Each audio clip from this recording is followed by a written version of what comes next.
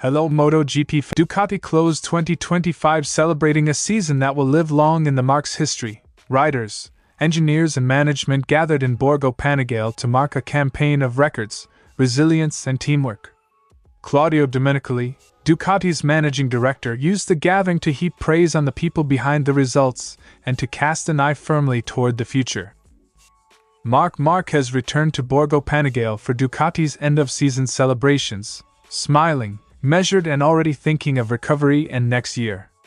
After a demanding 2025 that ended with the title but also surgery and rehab, Márquez spoke candidly about his physical condition, the choices that reshaped his career, and how he sees the future with Ducati. Don't forget to click subscribe button and the bell icon for MotoGP news update.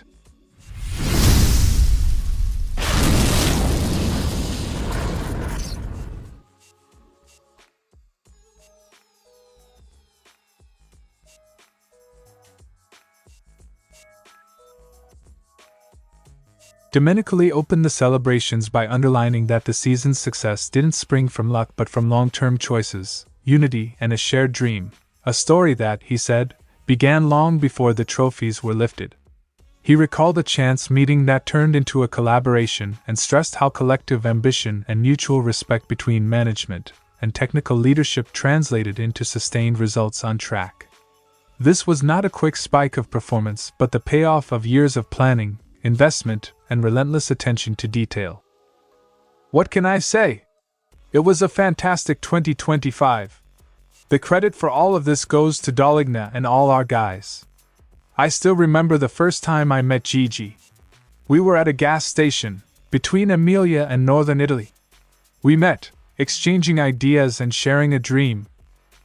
That anecdote, from a gas station conversation to a championship-winning program, framed Ducati's season as the product of people who believed in a shared vision and then delivered on it through consistency and grit.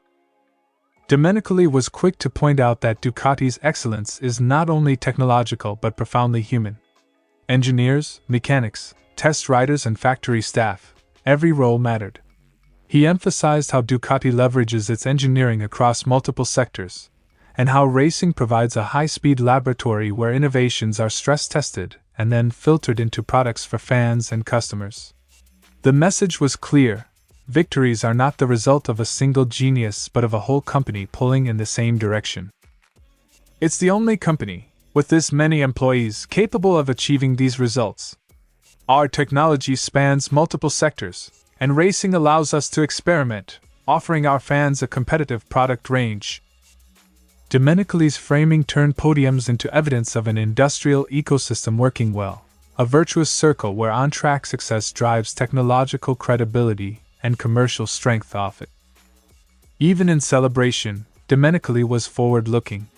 He used the moment to preview ambitions for 2026 and beyond, including a bold take on World Ducati Week, WDW, that he expects to be the strongest yet. For Ducati, the aim isn't nostalgia for the past but building the next chapter, leveraging tradition as a springboard to innovation and preparing the company to remain at the sport's forefront for decades to come. That combination of respect for history and appetite for the future underpinned his message to fans and employees alike. We are ready to dive into WDW 2026, the strongest in history, without nostalgia for what could have been and perhaps wasn't. It will undoubtedly be an extraordinary edition.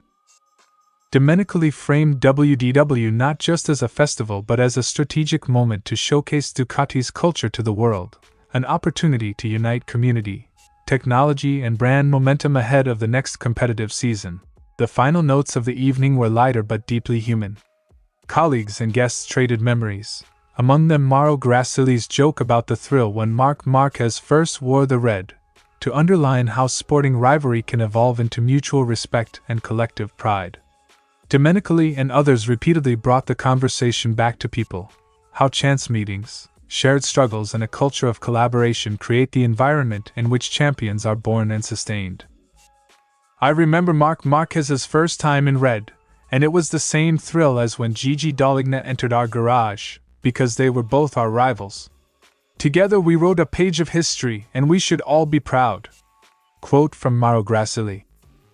That remark captured the mood perfectly, competitive spirit transformed into celebration, and a reminder that behind every technical innovation and trophy is a chain of human stories.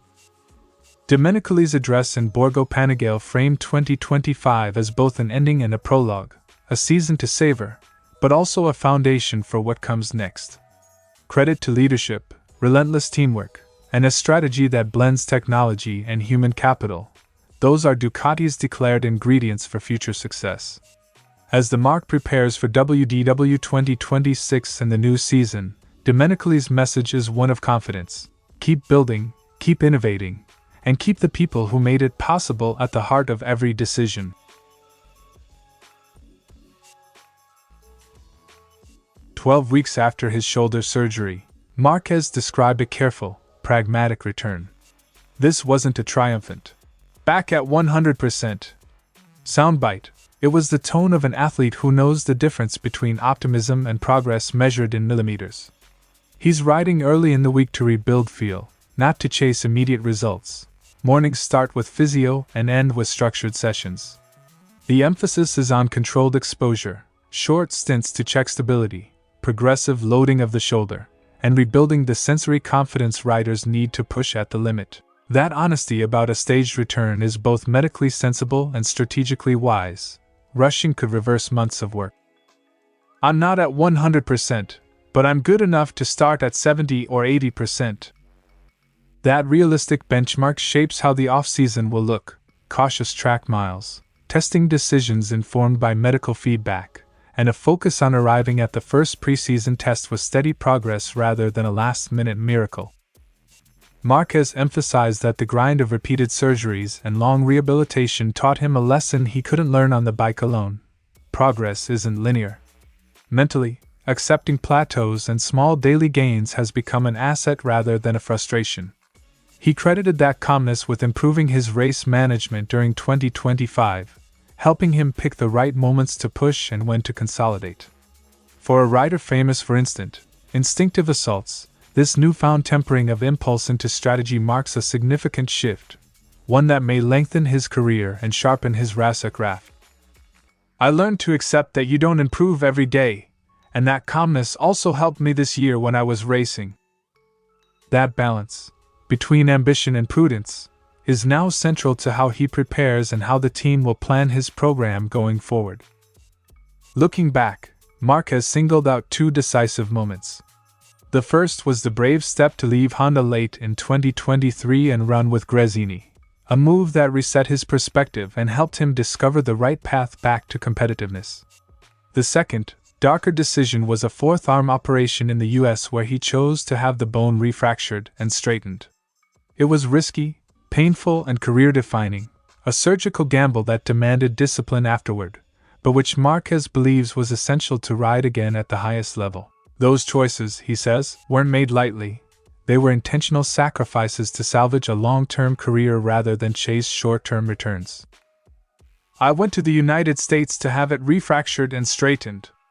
I took that risk, and everything that followed was a consequence of that decision. That sequence of decisions frames his comeback as the product of clear-headed risk management, not impulsive bravado. When the conversation turned to staying with Ducati, Márquez was candid but not absolute.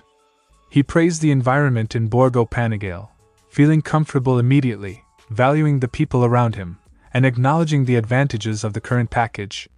We have the fastest bike. Yet he didn't promise a multi-decade marriage. Instead he chose a probabilistic answer. 8 out of 10. Signals strong likelihood but leaves room for future evaluation as regulations change, notably in 2027, and personal priorities evolve. That answer marries ambition with realism. He wants to keep winning, but health and the right project will always be decisive. I don't know. I'd say 8.